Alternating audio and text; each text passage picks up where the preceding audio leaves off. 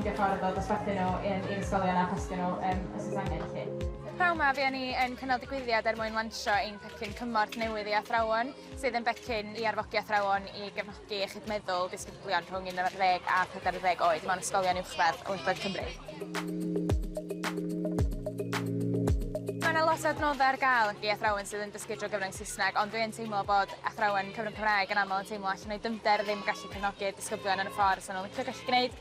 So mae'n seledig ar animeiddiad, mae'n cynnwys animeiddiad cyfrwng Cymraeg, a wedyn mae'n cynnwys cynlluniau gwersi, gweithgareddau gwahanol i wneud yn y dosbarth, yn ogystal â llyfrannau gwybodaeth i rieni a gofalwyr a staff ysgolwyr yn ehangach. Ond hefyd gyda phrantiau mae hunanddelwedd ar cyfryngau. Mae'n hollol bwysig fod y Senedd Ieuenctid Cymru yn cael llais yn y lawnsiad heddiw, gan ein bod ni'n cynrychioli pobl ifanc ar draws Cymru cyfan, a rydyn ni'n gweld pa mor bwysig mae iechyd meddwl ymysg plant ifanc. Felly mae gennym ni cynrychiolwyr ar draws Cymru cyfan yn cynrychioli nid yn unig ardaloedd, ond yn cynrychioli mudiadau gwahanol hefyd.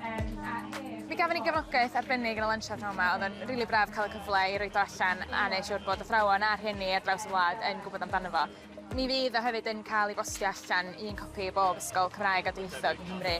Mae'n cael rhywbeth mae athrawon yn gallu defnyddio fel cymorth i roi hyder iddyn nhw bod eu gwybodaeth yn iawn a'i bod yn defnyddio'r termau cywir yn hynod bwysig, a dwi'n credu y byddwn ni'n gweld eu llwyddiant. Os hoffech chi glywed mwy am y gwaith, neu mae croeso i chi fynd i wefan neu dilyn ni ar Twitter ac Instagram @gwefan meddwl, neu tudalen Facebook meddwl.